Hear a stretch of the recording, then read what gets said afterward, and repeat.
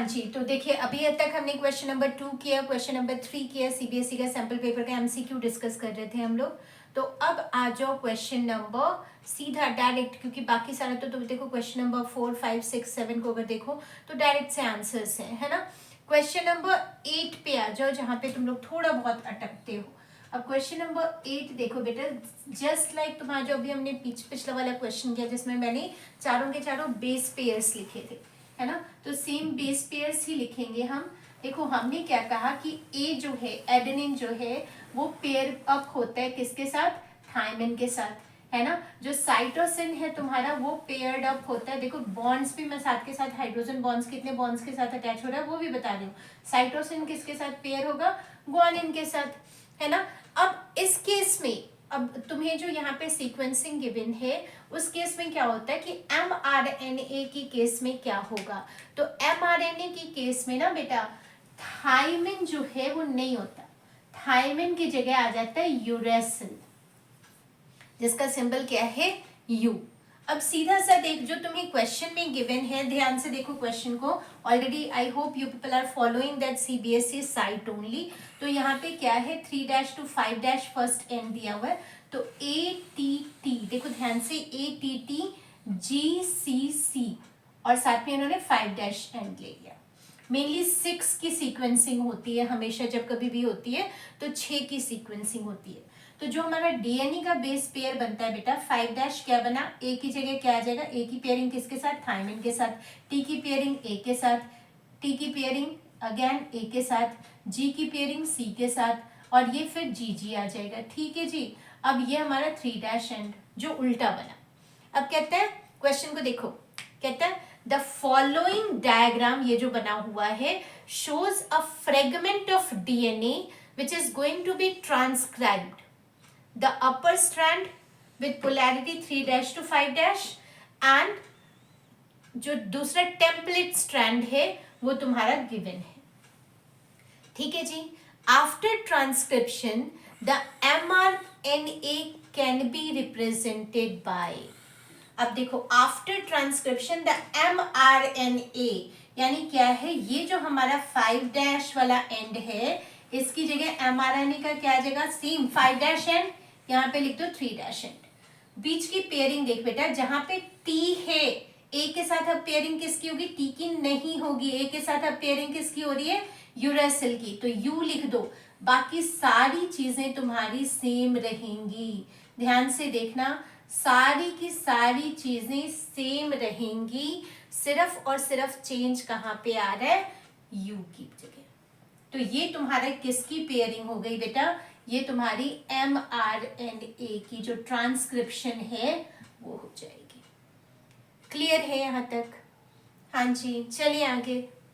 चलो अब आ जाओ, देखो क्वेश्चन नंबर 9 पे। क्वेश्चन नंबर 9 अब होता क्या, मैं बार बार तुम लोगों को बोलती होती हूँ कि हाँ भाई बच्चे, जो तुमने जूनियर क्लास से अभी तक पढ़ा है कुछ भी वो पूछ सकते हैं, तो वैसा ही किया उन्होंने। Idli dosa dough rises due to the production of which of the following gas। अब तुम सबको पता है इडली डोसा राइज अप होता है। इडली डोसा में नॉर्मली आजकल तुम लोग इनो डालने लगे हैं, कई बार बेकिंग सोडा डल जाता है, बेकिंग पाउडर डल जाता है। 10th का याद है, उस टाइम भी किया है, +2 में भी किया है, केमिस्ट्री में भी किया है, बायो में भी किया है। तो कौन सा गैस है, सिंपल है भाई CO2।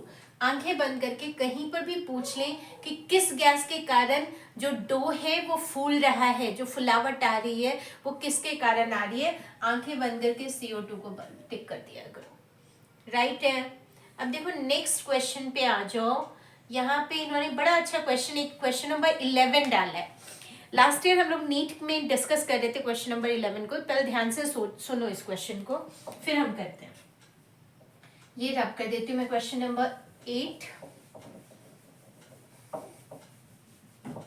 अब देखो क्वेश्चन नंबर 11 तुम्हारा जो है लिखने वाला कुछ है नहीं, ठीक है, फिर भी एक ना इको RI है।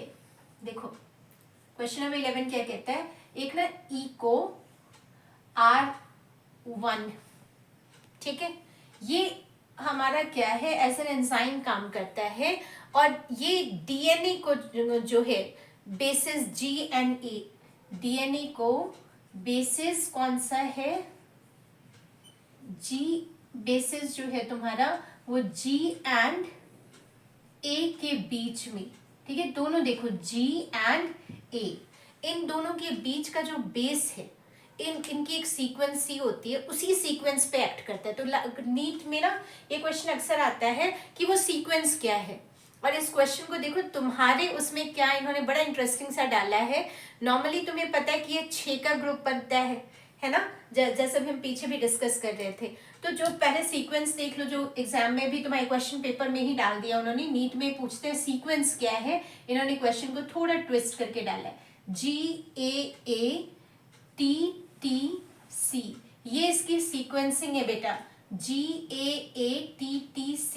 ये सिर्फ और सिर्फ इस सीक्वेंस को जो है, अगर ये सीक्वेंस प्रेजेंट है तो ये जो ई कोलाई का जो है, जो ई कोलाई में एक एंजाइम होता है इको RI, ये R1 ये इसके ऊपर ही इफेक्ट करेगा और इसको कट करने का काम करेगा ये, ठीक है।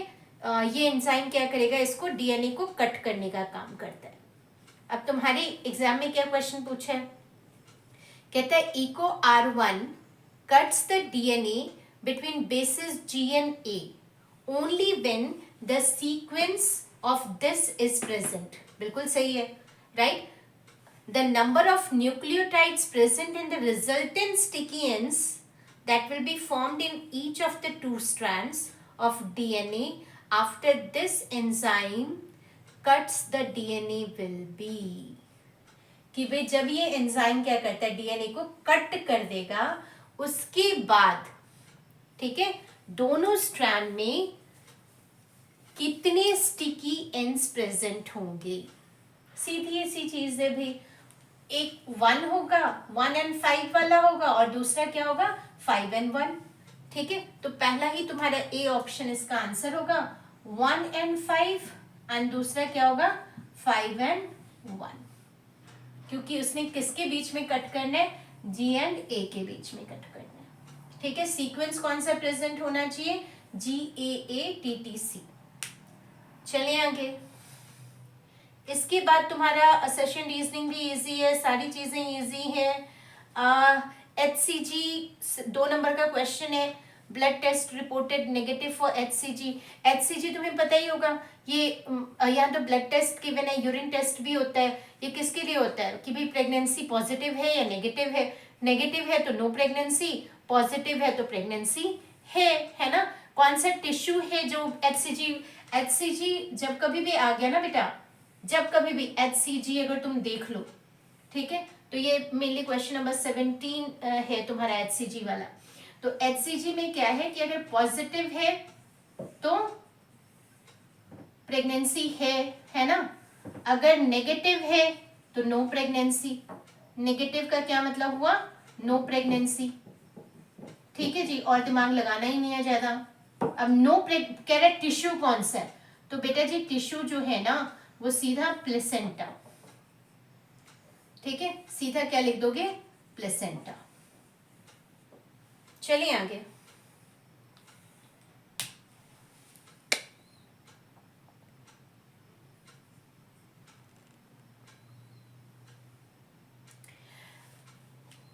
जो इसका बी पार्ट है, देखो कभी भी ये मत सोचना कि ए पार्ट हमारे सिलेबस में है, बी पार्ट हमारे सिलेबस में नहीं है, तो प्लीज ये चीजें तुमने नहीं सोचनी है, ठीक है। और वाले भी क्वेश्चंस तुमने अच्छी तरह से करना है। कहता है जो ह्यूमन मेल है, सीधा ना तुम्हें यहाँ पे पता है क्या है, 3 इडियट का जो पहला वाला सीन है वो तुम्हारे दिमाग में घूम जाना चाहिए, जो बी पार्ट है इसका, 17th का बी पार्ट है ना। 3 इडियट्स का पहला सीन क्या कहता है, भाई जिंदगी एक कॉम्पिटिशन है, कंपटीशन में जीतता कौन है भाई, कोई एक ही टॉप करता है ना। तो मिलियंस ऑफ स्पर्म्स जो हैं वो दौड़ रही हैं एक एग से मेकिंग के लिए, कि भाई इक्वेटस हो रहा है और फर्टिलाइजेशन होनी है, और मिलियंस ऑफ स्पर्म में से सिर्फ एक स्पर्म जो है वो फर्टिलाइज हो पाता है, राइट। तो वो पूरा सीन जो है वो चलना चाहिए। अब देखो क्वेश्चन क्या कह रहा है, द ह्यूमन मेल इजैक्यूलेट्स, और जब कभी भी बेटा ये क्वेश्चन अगर बी पार्ट कर रहे हो, इन्होंने इस पर बोर्ड ने अच्छा किया, अदरवाइज नॉर्मली क्या होता है और लिख कर दे देते हैं, ए बी नहीं लिखा होता है, तो बड़ा कंफ्यूजन की भाई चेक क्या करें।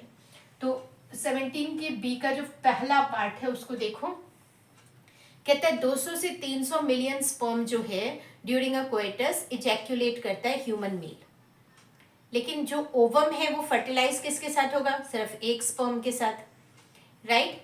तो कहता है भाई ओवम में ऐसी क्या चीज है जो उसको रोकती है? क्या करती है? रोकती है।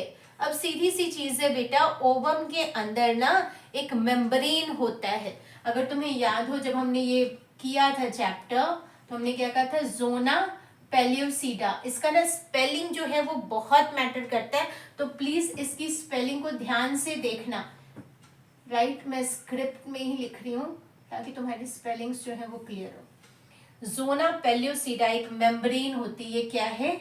एक लेयर है या एक मेम्ब्रेन है। किसके ऊपर? ओवरी के ऊपर, सॉरी, ये किसके ऊपर है? ये ओवम के ऊपर है। और ये ओवम को क्या करेगा? अंदर जो है वो नहीं जाने देता बाकी के स्पर्म्स को। एक स्पर्म अंदर गया, बाकी के स्पर्म्स की एंट्री नहीं होती है।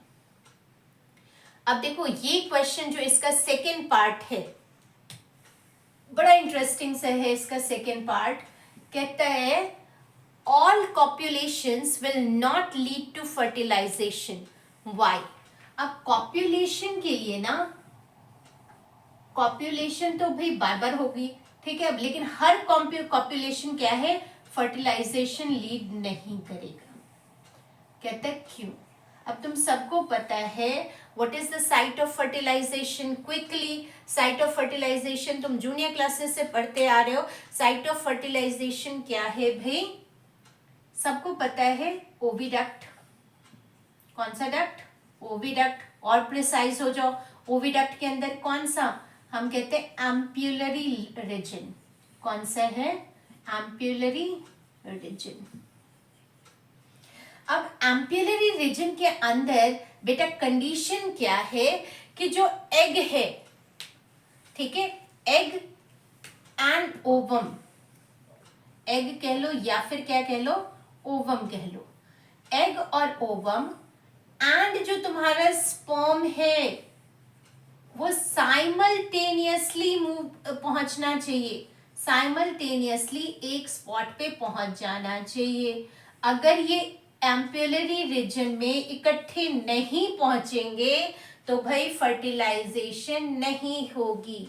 तो हर कॉपुलेशन में इट इज नॉट नेसेसरी कि भाई स्पर्म भी उतनी दौड़ ले और एग भी दौड़ ले, तो इसलिए फर्टिलाइजेशन हर कॉपुलेशन के साथ पॉसिबल नहीं है। डन है।